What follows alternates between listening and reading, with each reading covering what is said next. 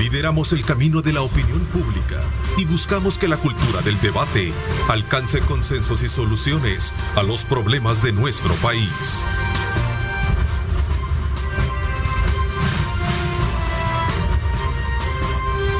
Diálogo con Ernesto López. Son las 6 de la mañana con 30 minutos. Qué placer enorme saludarles a ustedes como siempre. Gracias por estar con nosotros, pendientes de nuestra señal. Nos da muchísimo gusto. Agradecemos a Dios Todopoderoso como siempre por darnos ese privilegio de poder ingresar hasta la intimidad de sus hogares. Quiero aprovechar y enviar el saludo muy cordial a nuestro buen amigo Julio Valdivieso por el exitoso lanzamiento el día de ayer de su programa Pulso Ciudadano. Tuvimos la oportunidad de conocer y estar al tanto del lanzamiento de su programa, una muy buena escenografía, saludos muy especiales a nuestro productor general, una muy buena conducción, pues y un invitado muy importante para el país también, que nos dio importantes luces de cómo está el sistema proyectado para poder hablar de la justicia en el país a partir de toda esa nueva visión que está planteando reformas a la Constitución de la República.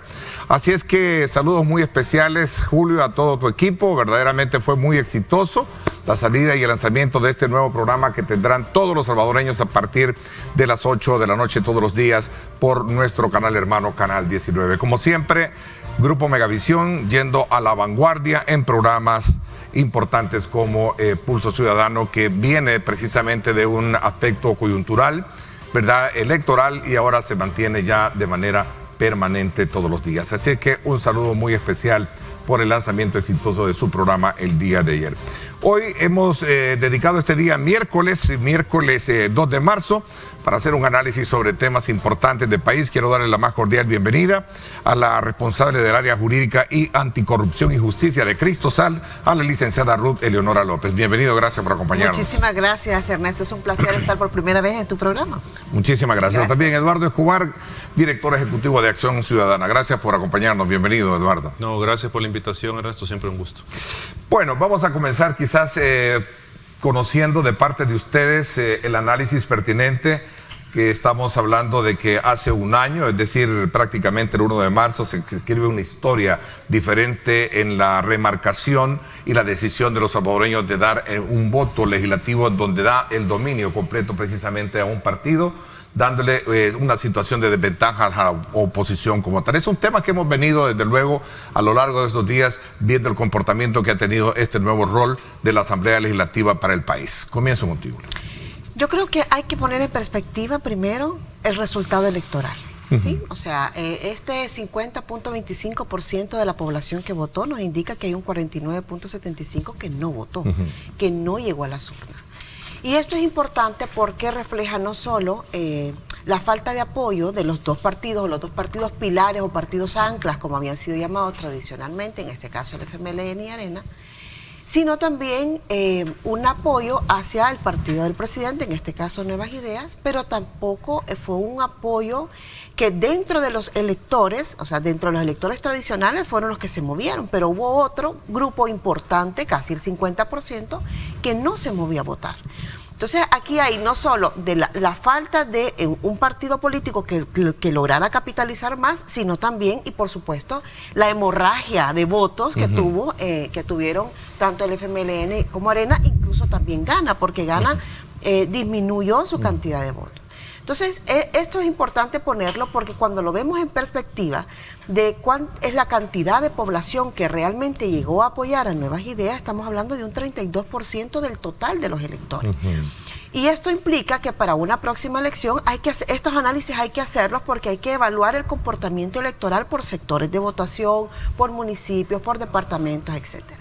Eso en primer lugar. Yo creo que hay que tener en cuenta varios elementos con los que se llegó a la elección. Uno de los elementos con los que se llegó a la elección y que hay que ponerlo sobre la mesa para que no vuelva a pasar, bueno, va a volver a pasar, pero no debiera volver a pasar, es el uso de recursos públicos. Porque el uso de recursos públicos, eso lo venimos viendo desde hace muchos años, esto no es un tema nuevo, ¿verdad? Sí. Y realmente el Tribunal Supremo Electoral no ha sido capaz, ni en este momento, ni antes, de controlar ese funcionamiento irregular de los recursos públicos y puestos a disposición de los partidos, en este caso del Ejecutivo. Pero en este año tuvimos una similitud con lo que ocurrió allá por el 2004, 2006, en el periodo Saca, donde veíamos, no sé si ustedes se acuerdan, hasta los puentes veíamos pintados de tricolor. Bueno, claro. Ahora nuevamente tuvimos ese fenómeno. Entonces, o sea, es algo que ya no es de extrañarse porque casi es una tradición utilizarlo y verlo coyunturalmente. Fíjense que en los últimos años, después del 2000, ya para el 2014, eso disminuyó un poco, precisamente con las 3 sanciones que se les puso a Funes, porque a Funes se le sancionó 3 veces en el Tribunal Supremo Electoral. Sí. Entonces, en ese periodo empezó a disminuir y hoy otra vez, ¿eso depende de qué? Depende de la capacidad de control, de la capacidad de ejercicio de control que tenga el tribunal, ¿no?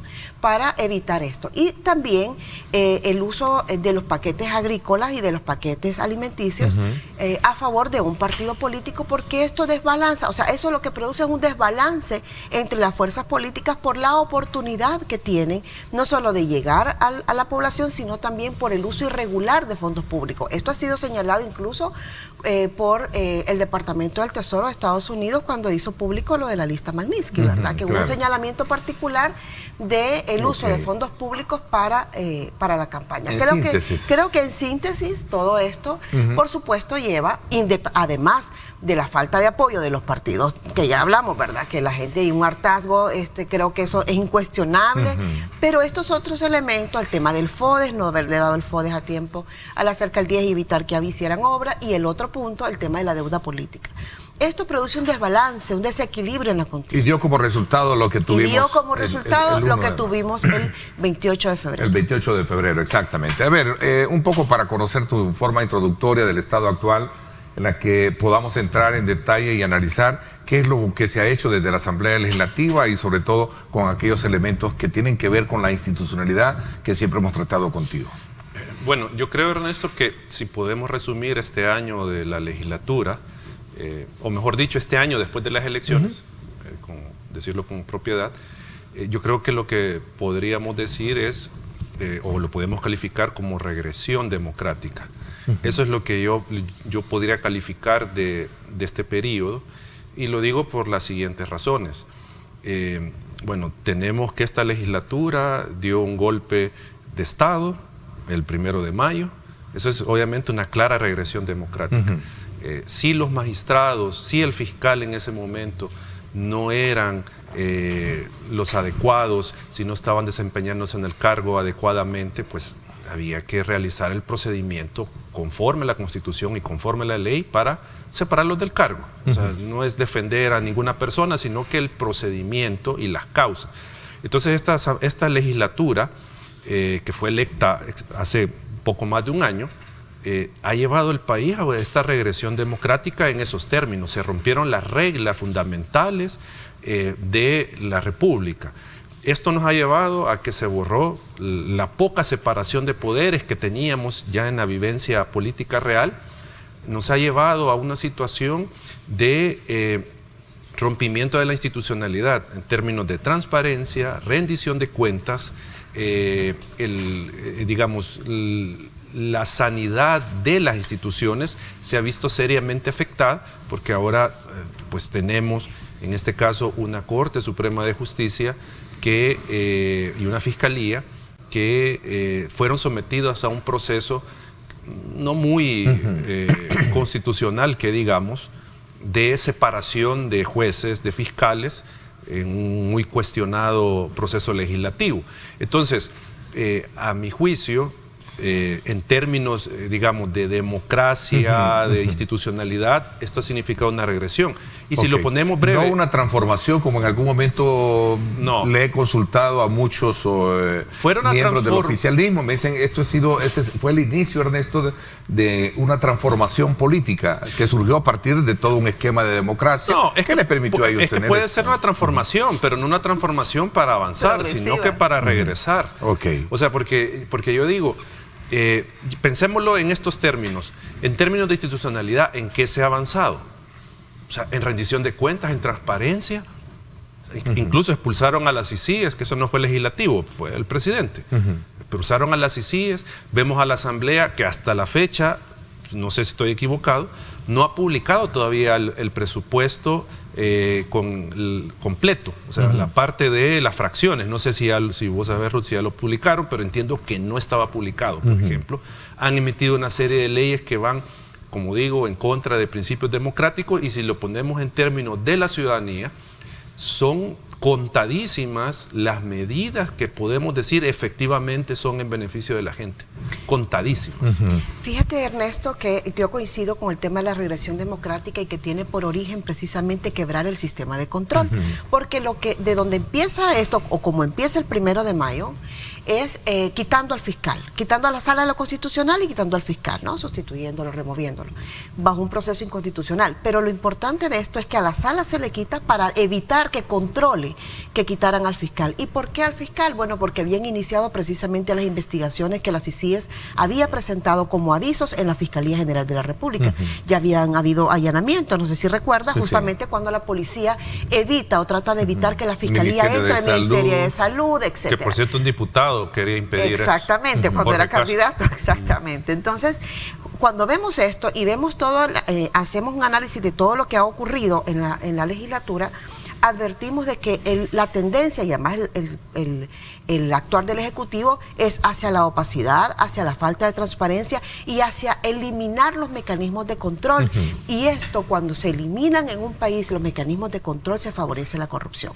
Entonces, un presidente o un candidato que llegó a ser presidente con una fuerte bandera contra la corrupción, en función de la transparencia, etcétera, y lo que estamos viendo es una regresión en este sentido, es, bueno, lo único que cabe pensar es que algo molesta, y lo que sí molesta, la política más clara del Ejecutivo es la opacidad, y ha sido acompañada precisamente por el Legislativo. Ahora, hay un elemento importante de todo esto, de estas primeras impresiones que ambos me dan, y tiene que ver precisamente como el resultado per se, independientemente de lo que se tenga. Escuché a alguien de ustedes, creo que tú lo dijiste, es el tema del hartazgo de la población de la vieja política. ¿Cómo entonces entender que se ha logrado, digamos, saltar ese paso, o seguimos bajo esa misma línea débil de tener una oposición o no contar con oposición o partidos sólidos? Pues lo que estamos viendo al final de los tradicionales partidos es más división. Por ejemplo, ayer un emblemático partido de Arena también renuncia a este partido, como es el señor Donato Moscarano, junto con otros miembros de bases de este partido, por ejemplo. Aquí hay dos cosas. Uno es que esto es un ciclo, ¿verdad? Igual que el FMLN tuvo su proceso de crecimiento, igual que Arena tuvo su proceso de crecimiento, en el caso de Nuevas Ideas habrá un momento en el que tendrá su proceso de decrecimiento. Eso es normal, porque además no se logra satisfacer las expectativas de la ciudadanía. El problema es ahí, donde no se logran satisfacer las expectativas de la gente. Y claro, los partidos políticos tienen que hacer sus propios análisis. Eso nosotros desde fuera podemos opinar, aportar, etcétera, pero cada uno de los partidos, y además cada uno de los partidos conoce sus soportes. ¿Se puede analizar la sintomatología que está llevando estos partidos? Porque digamos, la democracia se nutre de partidos. Claro, así es. Hay un nuevo partido, el surgimiento bajo la mirada y crítica de que es producto de una falsa oposición, creo que algo así le he escuchado a más de alguno decir, con el surgimiento de algunos otros partidos que están ahorita recogiendo precisamente digamos, el abandono de lo que están haciendo muchos, es que yo creo que estamos mencionando. Yo creo que en este fenómeno... ¿Qué está pasando en el país? Quizás comencemos un poco para examinar así ese ahora, ¿no? Es que yo creo, Ernesto, que más allá de que en algunos casos de estos abandonos puedan deberse precisamente a algún ofrecimiento ilegal, o sea, del cual se dice mucho. Sí, más allá de que puedan haber casos de estos, pero creo que hay que considerar un elemento que viene a distorsionar todavía más el ambiente político, y está generando esto de abandonar a los partidos. O sea, si le sumamos el descontento ciudadano, la falta de apoyo hacia los partidos, y que estos políticos profesionales, entre comillas, calculan que a la siguiente elección no van a tener su cargo, entonces buscan emigrar a otro partido. Pero ahí es donde yo creo que también está el elemento que mencionaba hace un momento, distorsionador, que es la Dirección de Obras Municipales. Ok, que viene siendo como el punto neurálgico de todo esto a tu criterio? No sé cuán neurálgico, pero sí es importante. ¿Por qué? Porque... O la almendra. No sé, depende. ¿No lograste captar un poquito el símer o la metáfora de todo esto? Es decir, el punto que detrás de todo esta problemática está... Claro, pero digamos, eso tal vez más a nivel municipal. Porque recordemos que esta Dirección de Obras Municipales es la que va a estudiar, va a analizar y va a aprobar las obras fundamental porque es el territorio de los partidos. A los alcaldes, a los consejos municipales, y les va a dar el financiamiento. Entonces, si yo no estoy alineado al gobierno, ya sea de oposición o del mismo partido en el gobierno, obviamente yo no voy a tener obras, no voy a tener aprobadas obras, no le voy a mostrar nada a la población que me eligió. Entonces lo más probable es que si yo soy de oposición a la siguiente elección, no me van a votar. Entonces, ¿cuál es la lógica? Bueno, uno, alinearme, y si alinearme me implica confrontar con el partido al cual pertenezco, pues entonces yo me salgo y entro a conformar otro partido o me incluyo en otro, pese a la prohibición de transfugismo. Entonces, a lo que quiero llegar es que este cambio, poner al Ejecutivo a decidir sobre las obras municipales en los territorios de los partidos o donde gobiernan los partidos, viene a distorsionar a nivel de consejos municipales la correlación política, y entonces hace que estos funcionarios abandonen la disciplina de los partidos. Ahora, lo hacen porque obviamente han de tener información o han de creer o han de pensar, o ya les dijeron, que se va a reformar la prohibición del transfugismo. Bueno, para ayer, que por cierto, conversaba con Mauricio Vilanova. Sí, ayer conversaba con Mauricio Vilanova, que ahora también es independiente después de dejar el partido de San José Guayabal, y decía, como yo ya no tengo interés en participar en elecciones, sería el primero en aplaudir si eliminan la ley de transfuga para potenciar aquellos liderazgos que sirvieron para el desarrollo de los municipios. ¿Qué piensas, Ruth? Bueno, el tema del transfugismo político ha sido analizado por la jurisprudencia constitucional en más de 2 ocasiones.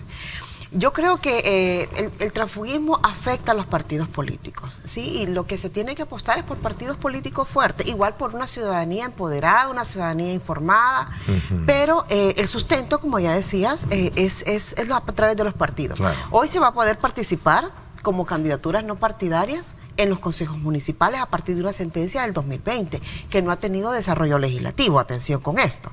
Pero es un buen elemento que sí, claro, tocar y tratarlo. Pero igual se configuraría el transfugismo, porque usted no puede declararse independiente y acudir a una próxima elección como independiente si usted ha tenido, ¿verdad?, una participación o militancia en el partido. En la elección anterior, en la elección inmediata anterior. Podrá participar quien verdaderamente corra independiente, pero que no haya estado. Que no haya estado en el ejercicio del cargo durante ese periodo a través de un partido político. Sí, pero lo regula. No sé si anoche estábamos dentro de ese mismo escenario viendo la entrevista y ponerle mucha atención a la entrevista del vicepresidente Félix Ulloa y Julio Valdivieso sobre ese punto medular que tiene que ver con los procesos de reelección también, ¿no? Y entonces aquí hay un tema importante, porque la DOM no solo es la DOM tiene 3 regulaciones que yo creo que tendrían que ser analizadas por administrativistas, es decir, desde una perspectiva diferente, que no solo es la creación de la DOM y cómo se han concentrado en la Dirección de Obras Municipales todo este poder de ejecución de las obras de los municipios. En primer lugar, porque esto atenta realmente contra la Constitución de la República. O sea, la autonomía municipal es un principio de un valor además de nuestra Constitución. Pero aquí tenemos no solo la ley de creación de la DOM, sino también una ley de simplificación de las contrataciones, donde usted advierte, por ejemplo, de que incluso por una garantía se le puede dar, de un anticipo, se le puede llegar a dar hasta el 100% del anticipo cuando usted contrate, cuando eso bajo la LACAP es impensable, ¿verdad? Entonces, el otro tema es el tema de las expropiaciones. O sea, son temas que además afectan directamente a la gente. O sea, aquí voy aparte. Y además donde usted va a ir a discutir al juez un tema de cuantía, si acaso. Ya vamos a hablar del sistema judicial de la si acaso va a llegar a discutir sobre la cuantía, pero no Ernesto, sobre el derecho y además sobre, hay un tema importante, la falta de rendición de cuentas, es decir, la falta de argumentación de que sea un proyecto y no otro. O sea, hay gente, por ejemplo, muy nerviosa en Oriente de poder perder sus tierras a partir del tema de la Bitcoin City, que es otro, da para 3 programas juntos, ¿no? Pero sí. Este asunto de la DOM, yo creo que habría que además darle seguimiento, porque creo que es una de las instituciones a las que más transparencia habría que exigirle. Bueno, la DOM está fuera de la Ley de Acceso a la Información Pública, entonces, o sea, no es que quede exenta del cumplimiento de la ley, para nada, pero sí no está regulada dentro de la ley. Eduardo. No, yo creo que... en ese mismo sentido, ¿ves? El punto es que si no tienes en el marco de un sistema o de un estado de democracia partidos sólidos, fuertes, realmente, ¿qué puedes esperar? Y esa es una pregunta que yo le hacía a mis invitados el día de ayer. Ellos son, obviamente, bajo la idea de que los partidos a los cuales pertenecieron están casi condenados a morir.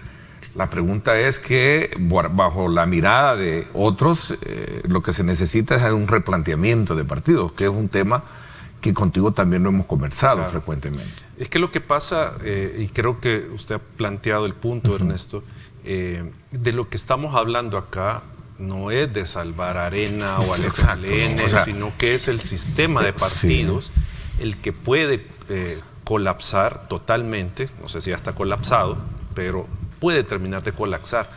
Alguien puede decir que bien, que se acaben estos partidos, porque esa es la intención, que se acaben los partidos, que solo quede uno, pasar de un sistema multipartidista a un sistema de partido hegemónico, digamos en este caso Nuevas Ideas.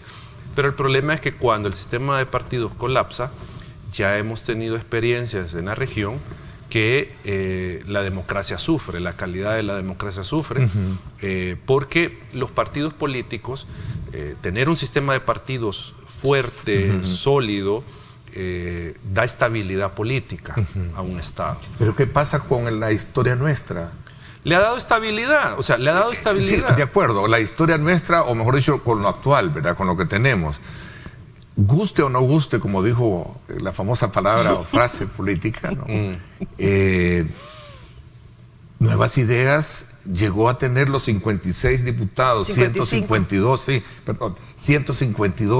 municipios, como una elección democrática, avalada. No, claro, es que no es eso, Ernesto, de que si hay un partido mayoritario, porque veamos... No, digo yo en el sentido de la tendencia a la cual... ¿Qué pasaba, ¿Cómo quedaron los otros partidos? ¿Qué pasaba antes? Teníamos 2 partidos que concentraban el 80-90% del poder. Exacto. Sí. Eran 2, ¿sí? Y habían partidos medios, minoritarios, que daban sostenibilidad al sistema. Eso es lo que se tenía. Pero ahora estamos pasando a un partido. O sea, ya no estamos hablando ni de 2 partidos, ni de partidos bisagra. Ya no, estamos hablando de uno. Sí. Entonces, el punto es que con esto quiero concluir esta parte, hay que ponerle atención a la situación de los partidos de oposición, de cómo van a competir en la elección 2024, porque si los partidos políticos colapsan, van a hacer colapsar el sistema de partidos, y eso puede tener consecuencias para el sistema democrático. ¿Y a quién le corresponde asumir esa responsabilidad? Bueno, los partidos políticos tienen que hacer su parte. Es decir, yo creo que aquí, por ejemplo, mire, el PCN venía de tener, creo, si mal no recuerdo, hasta 7 diputados. Ahora tiene 2. El PDC tenía 2 diputados. Hubo 12, llegó el momento de 12.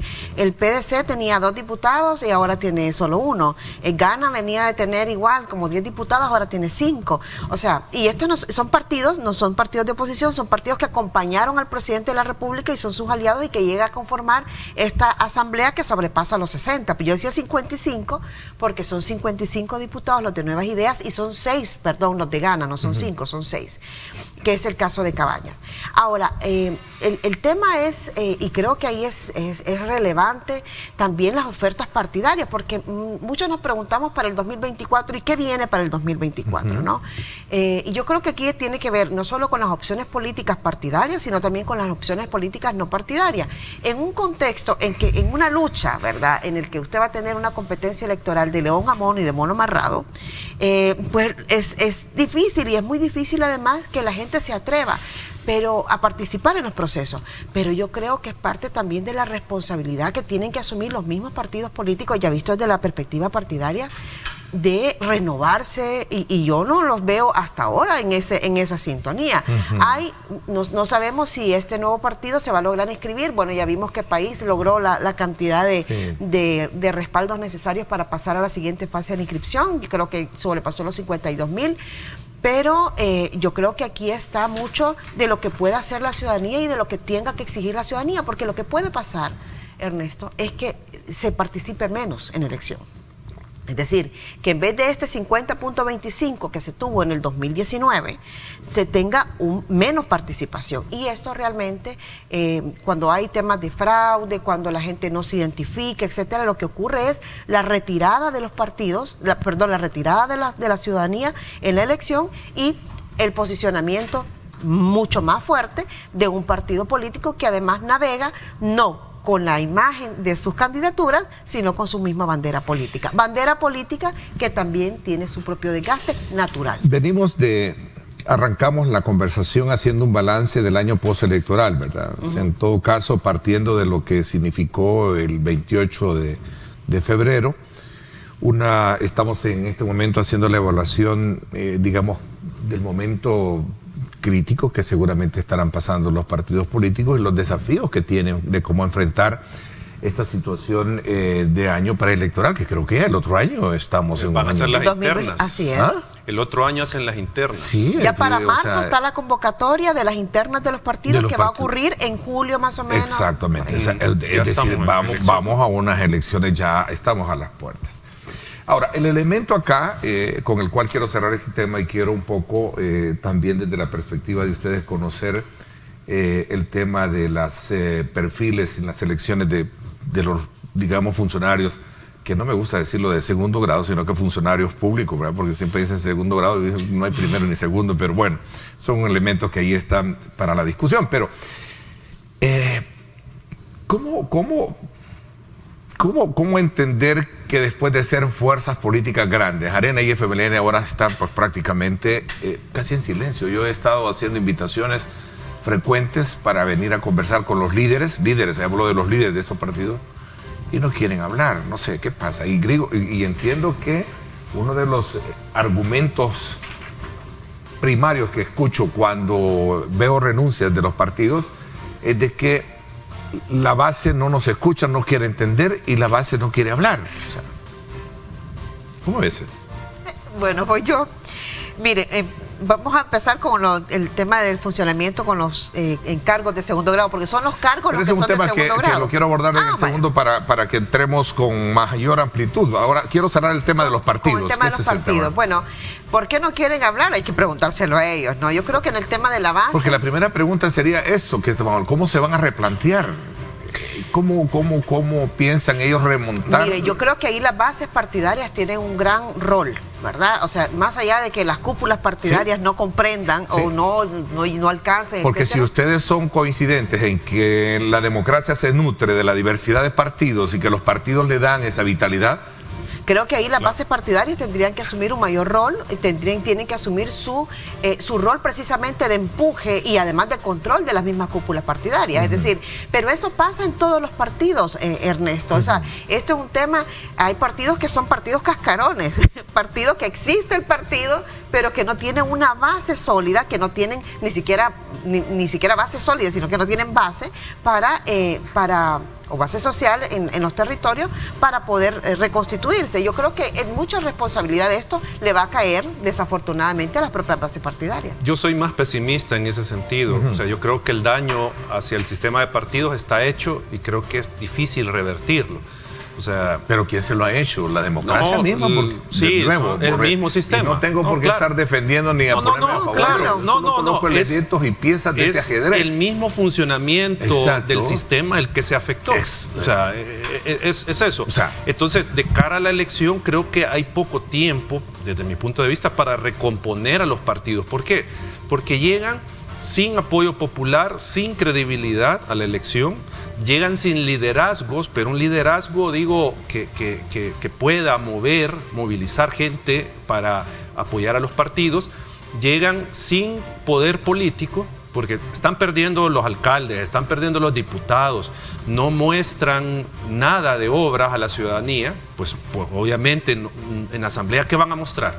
No pueden aprobar nada. A nivel municipal se le están yendo los alcaldes y está la dirección de obras municipales que va a controlar qué se ejecuta. Y llegan sin financiamiento. Sí. De acuerdo. Pero no cabe duda que ahí hay es mucho... bien complicado. Sí, entonces no sé cuánto se puedan recomponer en lo que ya estamos en elección.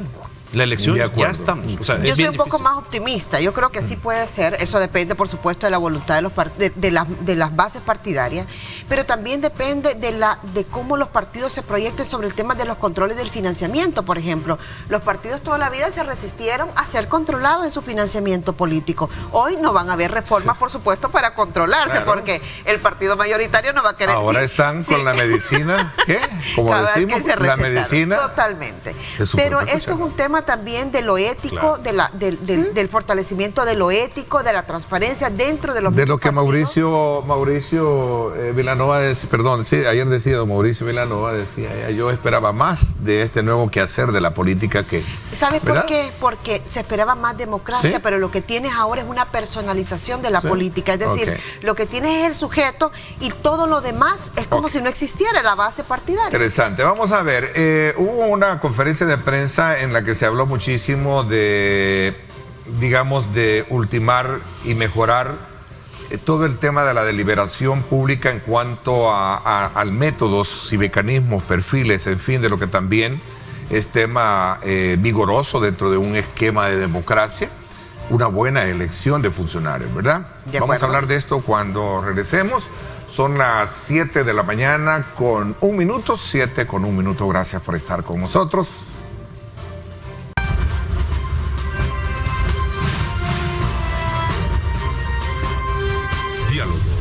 Ernesto López. Bien, gracias nuevamente por estar con nosotros en esta primera parte de nuestro programa de hoy. Conversamos con Ruth Eleonora López, ella es abogada del área jurídica y anticorrupción y justicia de Cristo Sal, y nos acompaña Eduardo Escobar, director ejecutivo de Acción Ciudadana. Hemos hecho una evaluación del quehacer de la transformación política legislativa que se sufrió a partir de los resultados electorales del 28 de marzo del año pasado a la fecha, un poco conocer el estado de los partidos políticos, y ahora veamos un poco el tema relacionado con aspectos que tienen que ver con ese rol fundamental del ejercicio que deben de tener la elección de funcionarios. Lamentablemente de segundo grado voy a tener que ocupar la palabra, pues ya no me la pude quitar, pero en el cargo de funcionarios públicos. A ver, cuéntenos un poco. Hubo una digamos, como conferencia de prensa en la que remarcan las deficiencias en la elección de este tipo de funcionarios. Sí, brevemente, Ernesto. Sí. Nosotros como Acción Ciudadana venimos monitoreando las elecciones de segundo grado. La elección es la de segundo grado, no el funcionario, no el cargo. En esa medida monitoreamos la elección de magistrados de Corte Suprema de Justicia y del fiscal general.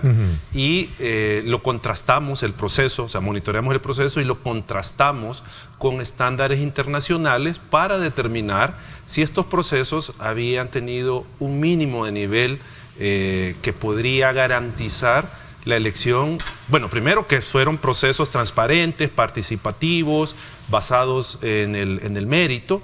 Y si esto daba una garantía de tener a los funcionarios con un cierto grado de independencia y con cierta idoneidad para el cargo. Digamos, ese era el objetivo. No es de ninguna manera venir a cuestionar por cuestionar el proceso, sino que lo que nos interesaba es que la Asamblea, en primer lugar, cambiara las prácticas del pasado, de elegir a estos funcionarios. O sea, porque antes lo que teníamos era una elección a partir de la cuota, a partir del interés partidario. Entonces queríamos ver si eso se había superado en esta legislatura, porque como usted lo planteaba al inicio, han dicho los funcionarios de Nuevas Ideas que están haciendo una revolución, están haciendo un cambio grande en el país. Entonces queríamos ver si esto era cierto.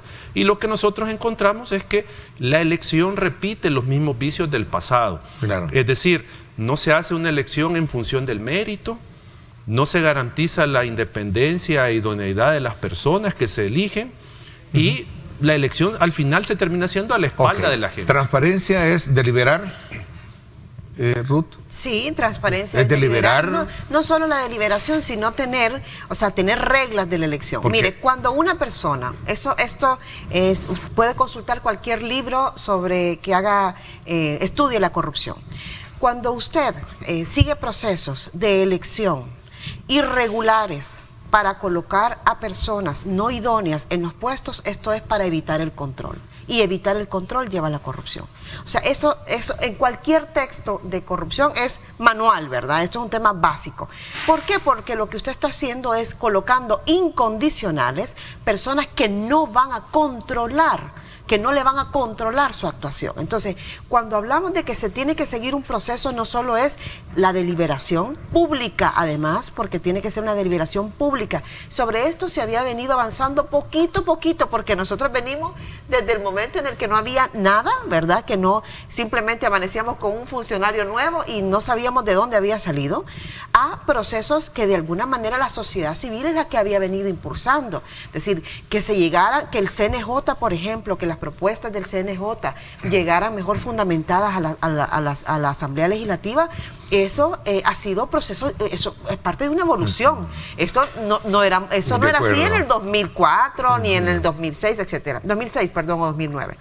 Pero poco a poco esto fue mejorando. Ahora, ¿qué es lo que advertimos? Un retroceso. En primer lugar, porque tiene que haber un estándar, es decir, si usted califica para el puesto, si no califica para el puesto, si cumple con los requisitos, si no cumple con los requisitos, si además de esto tiene estudios especializados en tal materia, si no los tiene. Es decir, todo esto hay que darle un seguimiento, pero además tiene que ser público, porque si no es público, y lo que hoy es público es la apariencia, porque con muchísimo respeto usted puede ver y podemos revisar cada una de las entrevistas que se hicieron en la Asamblea Legislativa para la Corte Suprema de Justicia, no voy a ir tan lejos, usted advierte realmente una falta de profundidad. Usted lo que ve es si les parecía o no les parecía la reelección, qué pensaban de un tema de otro. Y poca participación también, ¿verdad? Claro, y eso ese es el elemento, mire, que a mí me llamó la atención también. Eso le demuestra, la poca participación le demuestra la falta de confianza en un proceso. Mira ahora para el Tribunal de Ética Gubernamental, creo que son 5 o 6 personas las que se han presentado. ¿Por qué? Y hay un dato, Ernesto, porque se pasó de 73 en el 2015 al 2018 a 30 o 20 y algo, y esta elección de fiscal tuvimos solo 7 candidaturas. Y ojo, 5 de ellas se presentaron el último día. En última hora. Entonces, ¿qué hubiera pasado? Solo hubiéramos tenido probablemente 1 o 2 candidatos para fiscal. A ver, y este monitoreo del que hablaron ustedes, cuéntame un poquito sobre ese... Bueno, el de la Corte Suprema, de la elección de magistrados, lo comenzamos a realizar desde diciembre de 2020, porque desde allá comenzó el proceso de elección de magistrados, ¿ya? Porque se comienzan una serie de etapas administrativas. Y luego en febrero del año pasado fue la elección de los abogados y en abril, mayo, junio, ¿no?, fue el proceso del CNJ. ¿Ya? Y recordemos que la elección de los magistrados suplentes se hizo hasta noviembre del año pasado. Entonces, creo yo que en esa medida, y a decirle a la ciudadanía que nuestro monitoreo lo que buscaba es que usted tuviera un fiscal en este caso independiente, que investigue el delito. Eso es lo que se busca con este tipo de monitoreo desde la sociedad civil.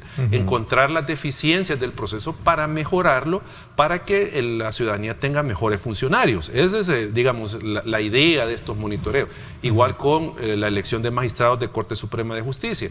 Porque al final la ciudadanía, alguna ciudadanía puede decir que no le interesa la elección del fiscal, que no le interesa la elección de magistrados, pero es importante estas elecciones porque el día de mañana usted se va a tener que enfrentar a una situación que lo lleve a solicitar los servicios de la Fiscalía o de la Corte Suprema de Justicia, del órgano judicial, y si tenemos funcionarios que responden a los intereses del poder político, quien va a salir afectado es usted como ciudadano, porque no le van a procesar su caso.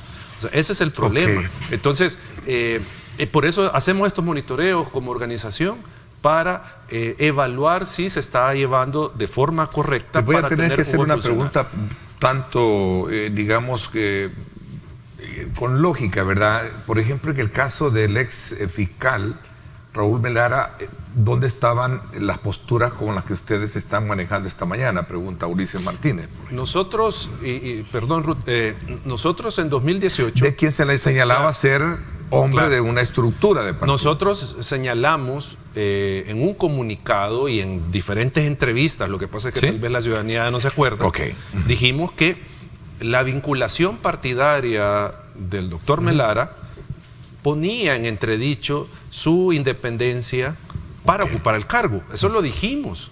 O sea, no es que sociedad civil se haya callado. Nosotros tenemos, cuando decía Ruth y usted estaba hablando, Ernesto, sociedad civil, tenemos más de 10 años de estar metidos en este tema de las elecciones indirectas. Ustedes presentaron inconstitucionalidad contra esa elección. Sí. O sea, entonces el punto es que sociedad civil no se ha quedado callada, siempre ha señalado, y lo invito a que vea los comunicados que se han sacado antes, en 2018, cuando se eligió a Raúl Melara. Nosotros cuestionamos eso, no cuestionamos a la persona, sino que cuestionamos esa vinculación con un partido político y también señalamos la falta de conocimiento de la materia, porque él no venía de esta área penal, procesal penal, o sea, no venía de esa área. Entonces nosotros lo cuestionamos. Fíjate que aquí hay otra pregunta, voy a aprovechar porque ya el tiempo en esta primera parte se nos está yendo y que me gustaría conocerla, y es como regresar un poquito al tema de los partidos políticos.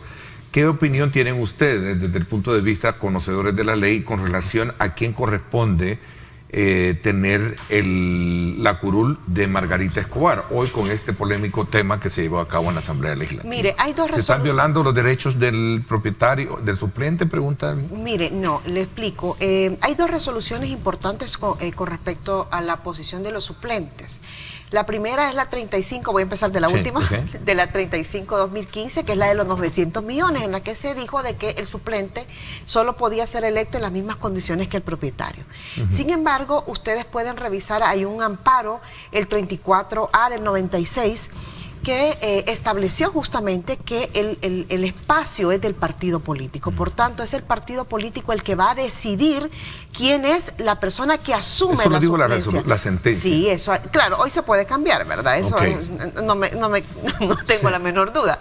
Pero es lo mismo que pasó con Nuevas Ideas, es decir, quien decide a quién se coloca como suplente. Hoy con el tema de los dos. Exactamente, quien se coloca como suplente. Es el partido. Es el partido político. Entonces aquí es un tema de regla, ¿verdad?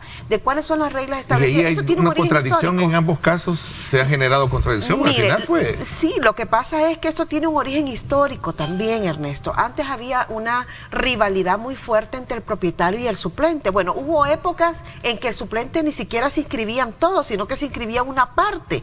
O sea, no, porque justamente no iban a asociar. La sentencia obligó a que fuese, y por eso se aparece hoy en la papeleta el nombre del suplente con la foto del propietario.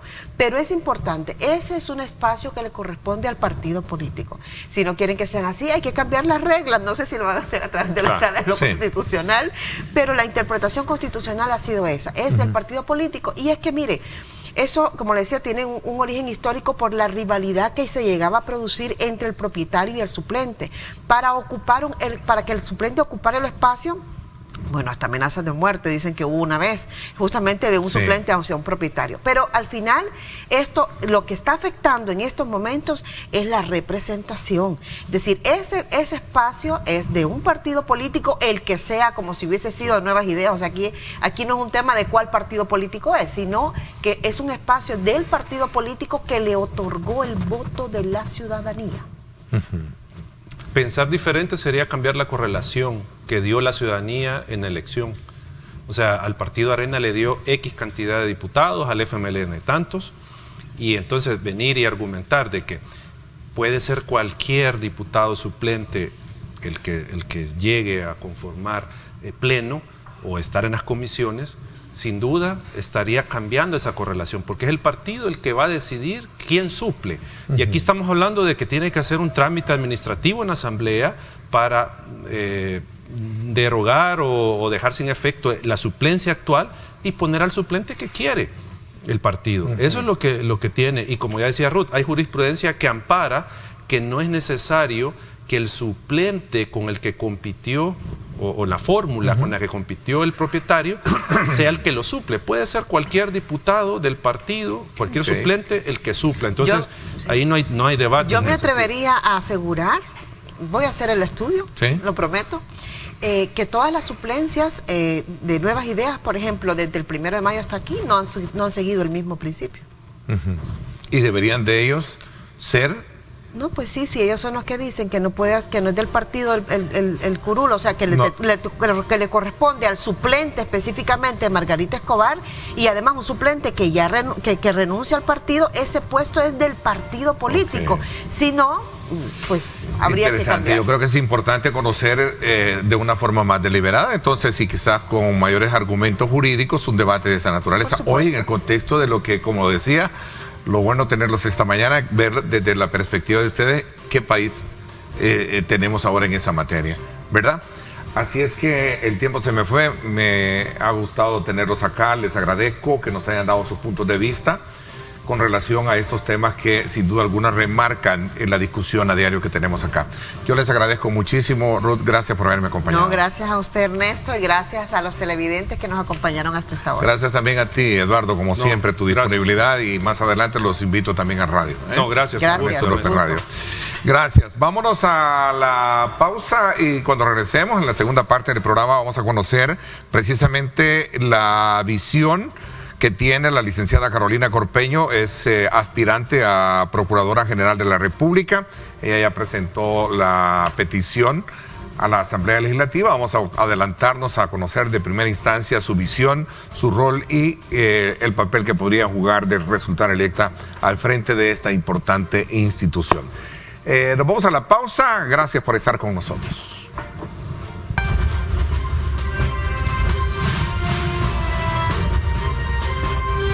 Diálogo con Ernesto López. Son las 7 de la mañana con 22 minutos. Nuevamente gracias por estar con nosotros. Quiero darle la más cordial bienvenida a la licenciada Luisa Corpeño, Luisa Carolina Corpeño. Ella es aspirante a Procuradora General de la República, pero también con 26 años de trabajar en la Procuraduría General de la República. Bienvenida, gracias por acompañarnos. Es correcto, muchísimas gracias por la invitación, por darme la oportunidad de dirigirme a la población y también felicitarlos por este nuevo programa que se está desarrollando en el Canal 21. Muchísimas gracias. Aquí estamos desde luego para poder conocer los diferentes perfiles y las aspiraciones y perspectivas que en su momento tienen candidaturas como las que usted ya ha presentado en la Asamblea Legislativa, ¿cierto? Es correcto. Cuénteme un poquito. Sí, presenté mis atestados ante la Asamblea Legislativa, ¿verdad? Reuní los requisitos de ley necesarios para poder aspirar al cargo de Procuradora General de la República y consideré necesario asumir ese reto porque considero de que después de tantos años de trabajar ahí he podido observar en cada una de las unidades de atención al usuario cada una de las necesidades que se tiene a lo largo de mi trayectoria como empleada de la Procuraduría y en las áreas gerenciales también desde donde se pueden tomar decisiones para la mejora continua de cada uno de los procesos de la Procuraduría. Ok, este trabajo a lo largo de los 26 años también se vio remarcado por su paso también como concejal dentro de la alcaldía de San Salvador durante la administración de Ernesto Mason, ¿no? Que por cierto se generaron una serie de situaciones muy, digamos, complejas y de choque, ¿cierto? Sí, es correcto. Hubo diferencia de ideas y de opiniones dentro del Consejo que definitivamente pues traté de solventar en su momento, ¿verdad? Pero al no poder solventar esas situaciones acudí a las instancias pertinentes, ¿verdad? En su momento pues no tuve respuesta, pero por el momento ya pasó la experiencia, fue importante en mi vida la experiencia, pero ya superada hasta este momento. Ok, fue una situación bien compleja, difícil, sobre todo porque ¿qué resultado tuvo de toda esa denuncia que yo recuerdo que fue muy enfática que usted dice en su momento? En su momento, pues, ejercí mi derecho, ¿verdad? Como víctima de presentar las denuncias ante las instancias pertinentes, pero no obtuve ninguna respuesta, lamentablemente, ¿verdad? Y eso es parte de lo que me motiva también a tomar esta decisión. Ok, hablando de derechos, hablando de defensas, como en el caso que es el rol que ejerce precisamente la Procuraduría. Es correcto. La Procuraduría General de la República ejerce una función muy noble dentro de las instituciones que conforman al Ministerio Público, porque defiende los derechos de todas las personas, pero especialmente de las de escasos recursos económicos. Eso nos hace una institución con un perfil social sumamente alto y que nos permite accesar a las personas que más lo necesitan. Nosotros tenemos la responsabilidad dentro del Ministerio Público de proporcionar asistencia legal a todas las personas en distintas áreas, fundamentalmente o desde el punto de vista constitucional, prioritariamente, o las atenciones o procesos misionales son la unidad de derechos reales y personales, la Defensoría Pública Penal, la unidad de familia, la unidad laboral, entre muchas otras, ¿verdad? Tenemos la unidad de mediación, la unidad preventivo-psicosocial, en fin, y nuevas unidades que se han generado a raíz de la aprobación de la nueva ley. Bueno, yo siempre cuando he tenido la oportunidad de conversar con las responsables de la cartera o de esta institución, siempre les he dicho y les he pedido que nos describan bien los roles, porque hay un rol de percepción cotidiano, público, que creen que la Procuraduría solo tiene que ver por el cobro y velar por el tema de los niños, ¿no? Sí. Pero tiene otros roles, la Defensoría Pública, por ejemplo, cuando alguien se siente que no tiene el auxilio jurídico, es la Procuraduría la encomendada a dar ese auxilio jurídico por X o Y tema, ¿no?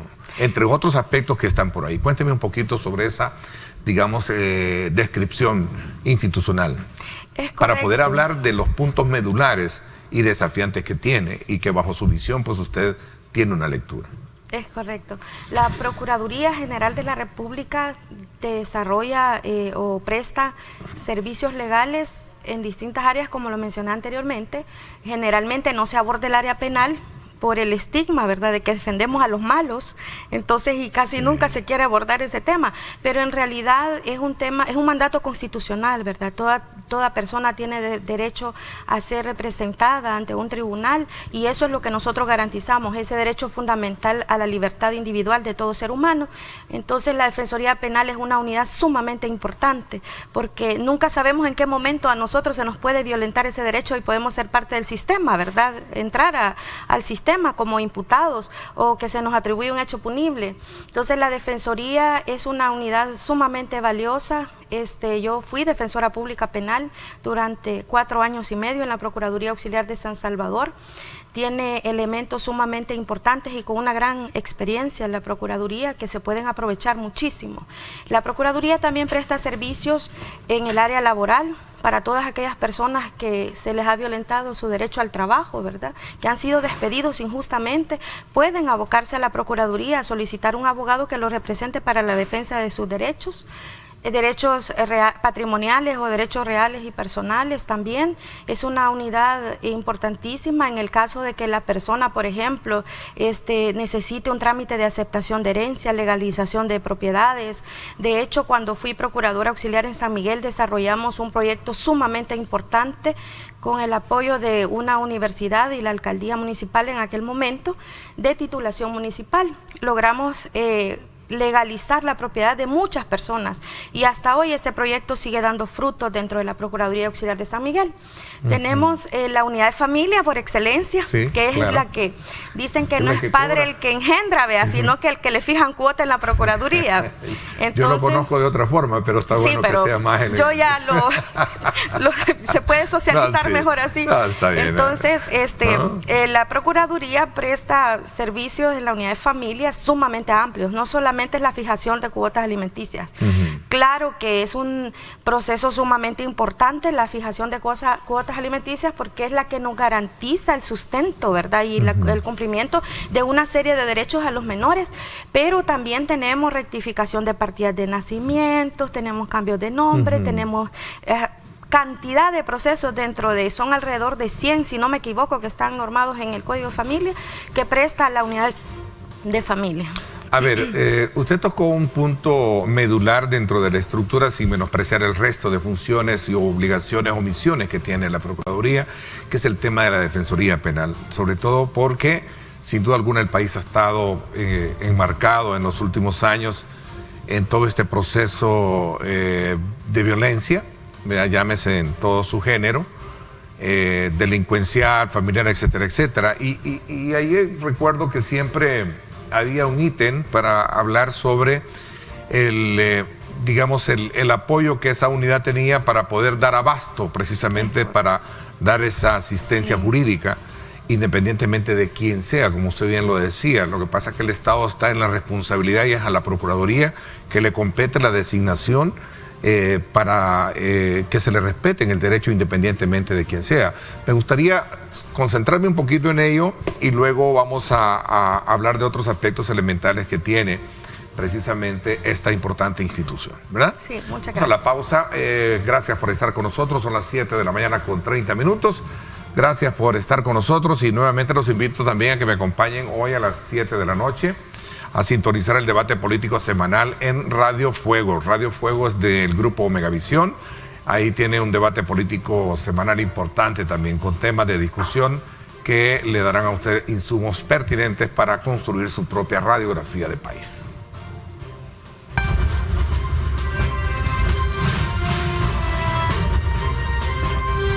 Diálogo con Ernesto López. Bueno, gracias nuevamente por estar con nosotros. Continuamos conociendo el perfil profesional de la licenciada Carolina Corpeño. Ella es aspirante a Procuradora General de la República. Es una profesional con 26 años de experiencia en esta institución. Ha tenido también una trayectoria importante, remarcada precisamente en ese tema, como lo plantea ella, en el compromiso institucional y la vocación de servicio para atender todos aquellos elementos que distinguen la misión que tiene esta importante institución. Y hemos hecho desde luego un primer acercamiento con relación a sus intenciones de correr por este nombramiento, a la cual le compete la Asamblea Legislativa. Y hablábamos precisamente en una descripción de las funciones que tiene de un elemento que, por cierto, viene siendo como la parte quizás medular desde el punto de vista de cómo ha estado el país enmarcado en los últimos años, que es el tema de la violencia, llámese en diferentes géneros.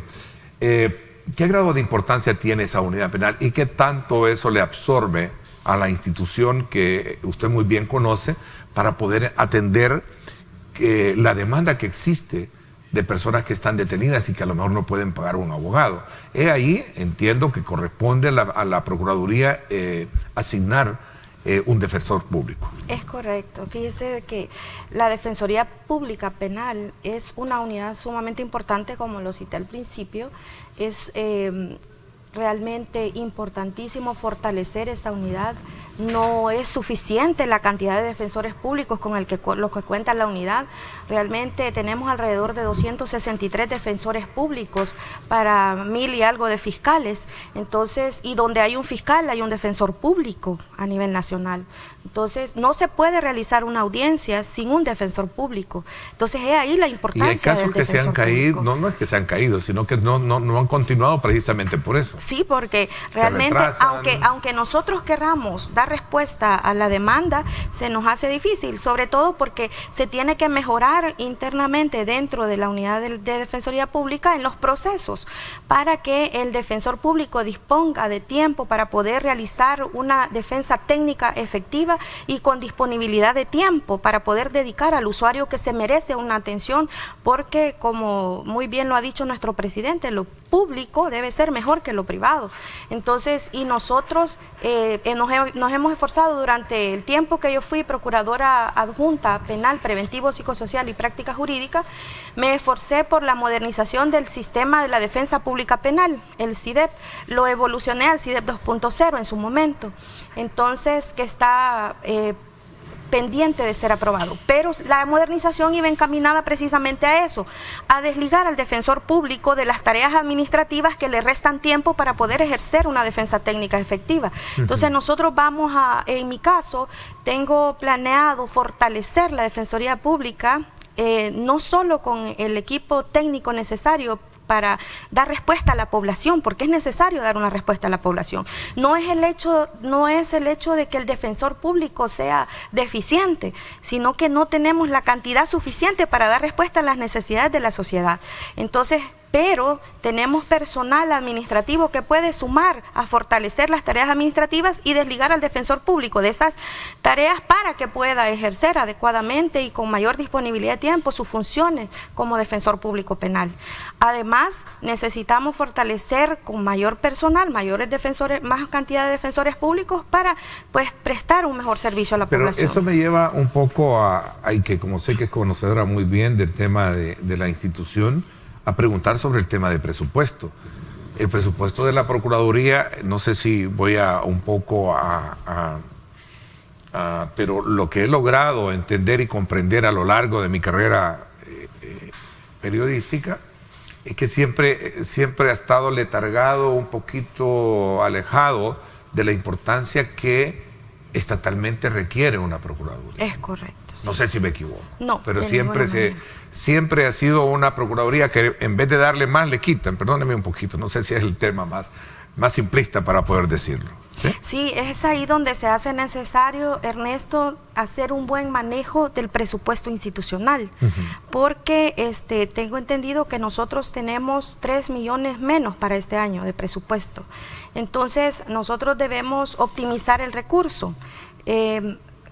Creo de que para bien se han hecho muchas contrataciones últimamente y nosotros vamos a aprovechar ese recurso para orientarlo donde más se necesita, porque vamos a hacer una nueva arquitectura institucional que nos va a permitir a nosotros responder a las necesidades de los empleados de la PGR, pero también dar respuesta a las necesidades del usuario, porque la institución se debe a la población y nosotros estamos seguros de que a través de la modernización, de la sistematización y además de la reestructuración de la nueva arquitectura institucional, nosotros podemos lograr optimizar el presupuesto que nos ha sido asignado para lograr todos los objetivos que nos hemos propuesto. Es una institución independiente, ¿no? Sí, es correcto. Nosotros formamos parte del Ministerio Público, ¿verdad? Como tal, nosotros somos una institución que tiene su propio presupuesto, ¿verdad? Asignado por el Ministerio de Hacienda, pero nosotros, a raíz de la situación, pues que atraviesa el país, creo de que tenemos que aprender a manejar los recursos que nos son asignados y a tratar de salir adelante con lo que nosotros tenemos. Le hago esta pregunta de independencia precisamente por todo aquel que a lo mejor crea que ¿qué es lo que vamos a tener? ¿Una Procuraduría independiente en su actuación jurídica de defensa o plegada a ciertos intereses predominantes, ya sea políticos? Fíjese que la Procuraduría es una institución que nunca ha sido de mucho interés político por las funciones que realiza. O sea, nosotros realizamos un servicio legal para las personas más necesitadas del país. Entonces, esas son las que en su mayor cantidad se abocan a la institución y generalmente estas personas nunca están vinculadas a temas políticos. Entonces, nosotros desarrollamos una labor noble que tiene poca incidencia política, pero sí mucha incidencia social. Entonces, no creo que haya mucho involucramiento en el tema político, pero sí tiene relación En el tema, por ejemplo, de las políticas, como en el caso penal, por ejemplo, ¿verdad? Que nos afectan. ¿Puede jugar un papel crítico políticas de ciertas políticas públicas independientemente de dónde emanen estas? Sí, o sea, nosotros tenemos la necesidad de dar respuesta a la población, porque nosotros tenemos que estar de cara a la población, que es la que nos necesita en determinado momento. Entonces nosotros, si es necesario hacer las recomendaciones pertinentes, solicitar modificación de normativas, etcétera, etcétera, nosotros lo vamos a hacer perfectamente, sin ningún problema. Ahora, esto iba en consonancia a la pregunta de qué cambios de resultar electa usted podría hacerse, que de alguna manera se vea precisamente que ahora está bajo otra lógica de trabajo esta importante institución del Estado. Sí, nosotros, bueno, en mi caso pretendo de que la población sienta un cambio desde el primer día que yo ponga un pie en esa Procuraduría, porque en principio, pues, creo que gozo de la experiencia suficiente como para desarrollar los proyectos y las metas que me he propuesto, y pues la modernización, la sistematización, la automatización va a ser uno de mis principales aliados para reducir procesos burocráticos y agilizar todos el acceso a la justicia de la población. Pretendo llegar hasta sistematización de procesos. Sistematización en general. Es lograr de alguna manera, ¿cómo se le llama esto? ¿Como desentrampar? Sí, la gente va a tener acceso desde cualquier lugar del país, inmediata respuesta. Va a tener acceso desde una plataforma o desde una aplicación a cualquier información de cualquier proceso que tenga. Entonces nosotros, ¿qué logramos con eso? Logramos, en principio, dar más tiempo a los operadores, a la gente operativa de la PGR, pero además logramos facilitar el acceso a la información a todos los usuarios a nivel nacional. Entonces pensamos integrar los sistemas, porque por el momento hay sistemas dispersos de modernización, hay intentos de modernización, pero que han sido frustrados en algún momento. Entonces necesitamos fortalecer la sistematización para integrar todos los procesos y poder dar respuesta inmediata a la población, que creo que es lo que más necesita la población. No, hay mucha gente que viaja, por ejemplo, desde Morazán, La Unión, ¿verdad? Para la Procuraduría, lejos, porque usted sabe las distancias en Oriente son extensas. Actualmente, ¿dónde tenemos? ¿San Miguel? Tenemos 18 procuradurías auxiliares, una por departamento, y tenemos una en Soyapango, Apopa y San Salvador, más la que recientemente se aperturó en la Libertad Sur. Hay una cobertura completa en esto. Es correcto, sí, siempre la Procuraduría ha contado con 17 procuradurías, la que se ha abierto recientemente es la de la Libertad Sur, pero necesitamos que los servicios se descentralicen de las procuradurías auxiliares, acercar los servicios a la población, y la única forma de hacerlo es a través de la sistematización, de la automatización, para que la gente tenga acceso a la información de manera inmediata, de manera expedita, sin costos. Esa es la idea. A ver, ¿qué le hace de alguna manera contar con el beneplácito? Porque esto va a la Asamblea Legislativa y contar con los votos necesarios para esa elección. ¿Qué le hace pensar que va a contar con ese apoyo de los partidos?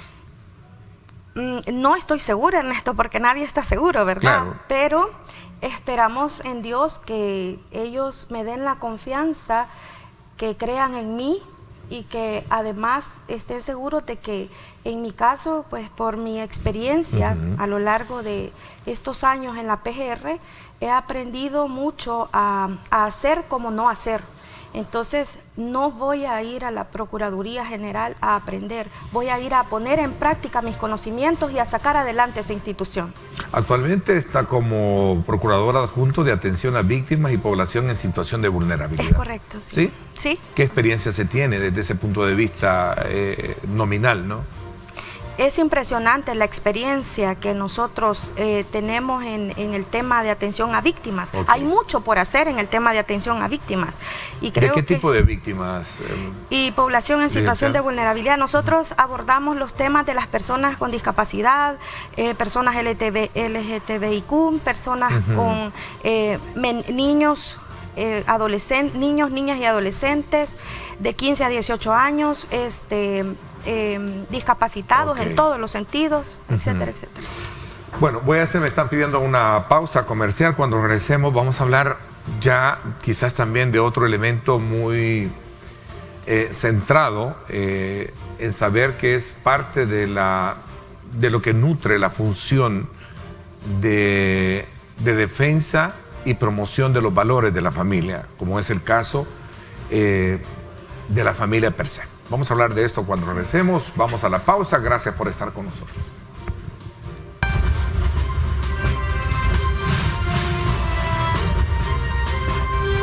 Diálogo con Ernesto López. Gracias nuevamente por estar con nosotros. Continuamos conociendo el perfil y la visión que tiene la licenciada Carolina Corpeño, aspirante a Procuradora General de la República, que de acuerdo al calendario de elección estaría partiendo de ser electa el 2 de mayo, según el calendario que se tiene ya a partir de lo que tendría que estar aprobado en la Asamblea Legislativa. Por cierto, fue un día antes de finalizar el plazo que se inscribe y también la actual procuradora, ¿no? Es correcto, sí. ¿Qué piensa de ella, del trabajo que se ha llevado a cabo hasta ahorita?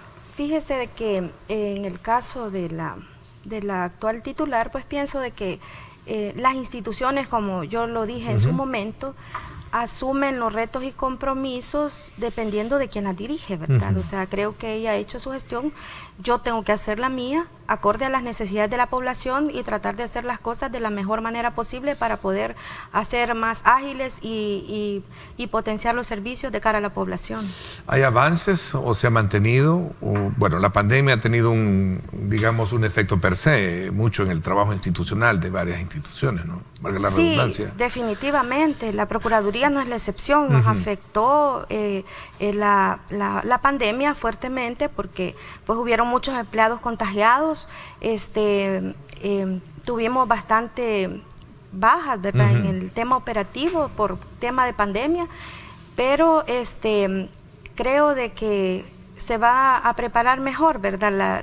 Nos vamos a preparar mejor de cara a esas circunstancias en el futuro, para que no se afecte el servicio de ninguna manera. A ver, derechos de familia. Veamos un poco un tema que no puedo pasar por alto y que de alguna manera representa un punto polémico en todo esto. El tema de la adopción. ¿Qué piensa usted? Fíjese que el tema de adopción es sumamente importante para la institución, ¿verdad? Porque pues son los derechos fundamentales de los niños los que están de por medio. En ese tema yo considero necesario tener un enlace directo con el despacho de la primera dama, ¿verdad? Que se ha convertido en el brazo social del Estado y que nosotros debemos fortalecer como instituciones. Entonces debemos de, precisamente en el tema de la política, crecer juntos, en el tema de la política, nacer con cariño, podemos nosotros abordar la atención a todos los niños y además identificar aquellas necesidades y además fortalecer instituciones como el CONNA, como el ISNA, que forman parte, ¿verdad?, de este proceso, y nosotros como Procuraduría también fortalecernos al interior para la toma de decisiones porque somos un ente rector en el tema de adopciones. Entonces, pero estas decisiones creo necesario que se tomen en conjunto, ¿verdad? Y de la mano con el despacho de la primera dama por las políticas que ella está impulsando hasta este momento. Que siempre ha sido a lo largo de los años un rol bien importante y de coordinación entre los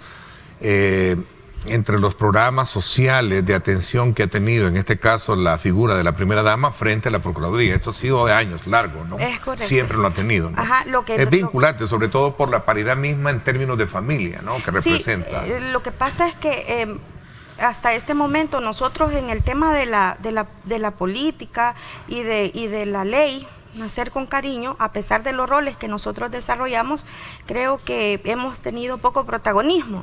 Entonces, que en el tema de niñez y adolescencia nosotros debemos de fortalecer el tema y de alguna manera vincularnos directamente para poder tener participación en ese sentido. ¿Por qué?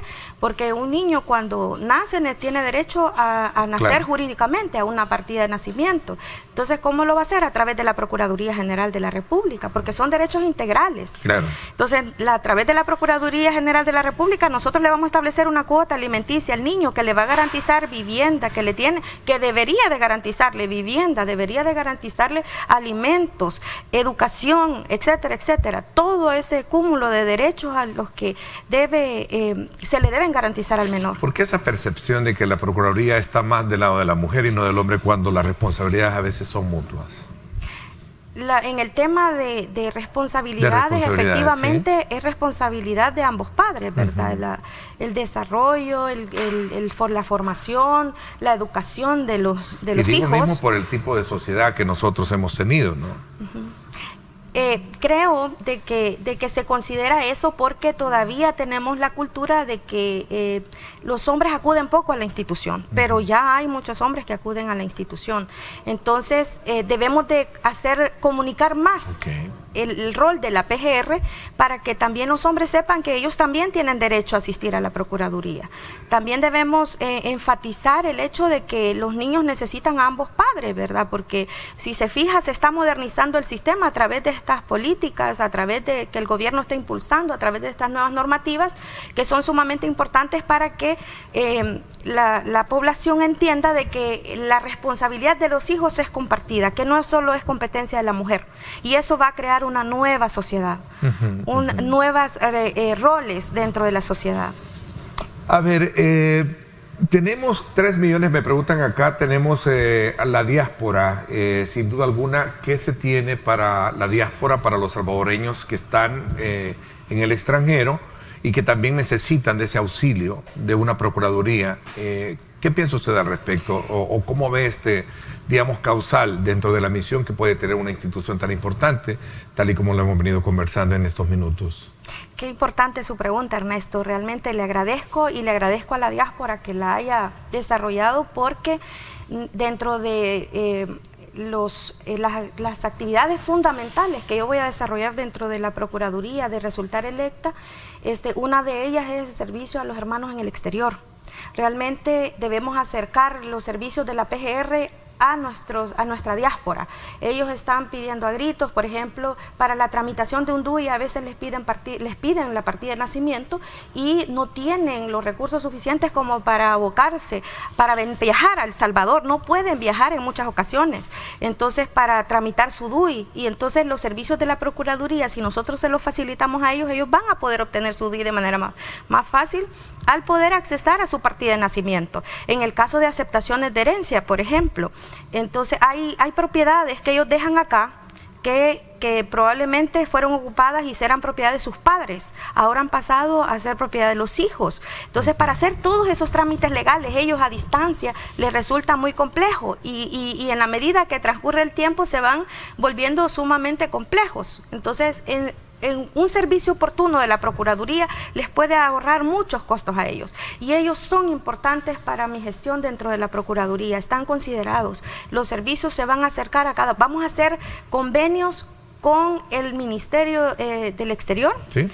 Para que a través de todos los consulados en Estados Unidos se les pueda proporcionar a ellos estos servicios que nosotros damos en El Salvador, también allá en Estados Unidos.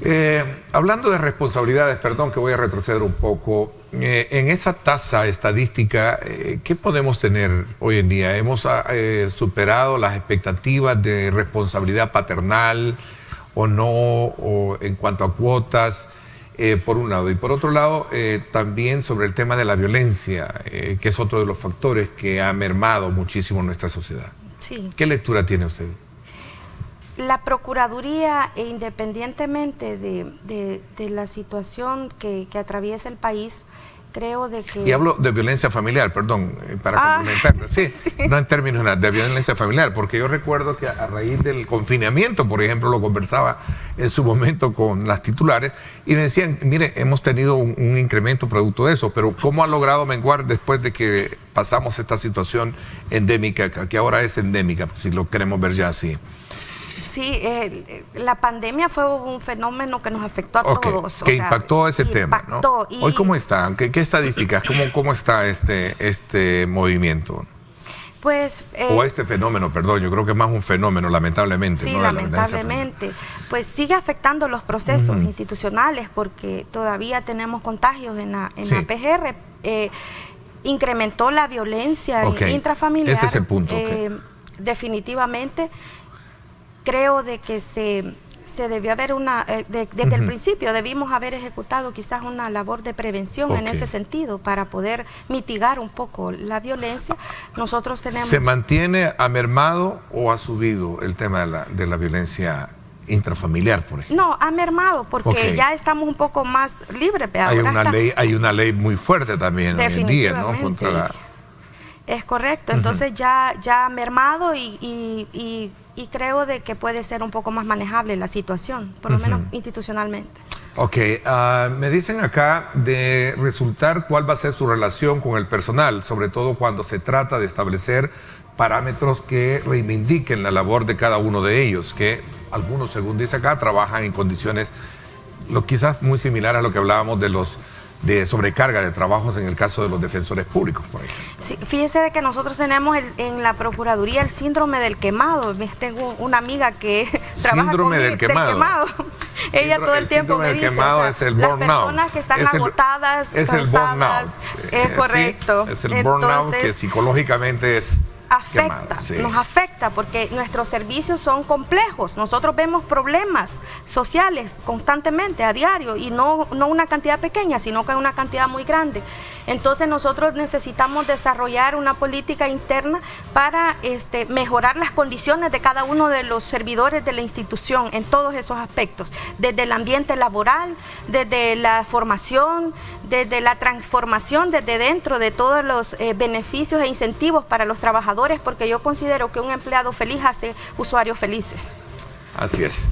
Bueno, me dio muchísimo gusto en primera instancia conocerla de manera que poder tener, digamos, la visión y la perspectiva que tiene usted con relación a esta importante institución. Vamos a estar muy a la expectativa de lo que pase en la Asamblea Legislativa, ¿verdad? Muchísimas gracias, Ernesto, por la invitación y gracias a toda la población salvadoreña por haber estado atentos a este prestigioso programa. Muchas gracias. Gracias a usted. Por mi parte, esto es todo por hoy. Los espero en radio hoy a las 7 de la noche. Gracias, pásenla bien y como siempre recuerden lo más importante, amar a Dios sobre todas las cosas. Lideramos el camino de la opinión pública y buscamos que la cultura del debate alcance consensos y soluciones a los problemas de nuestro país.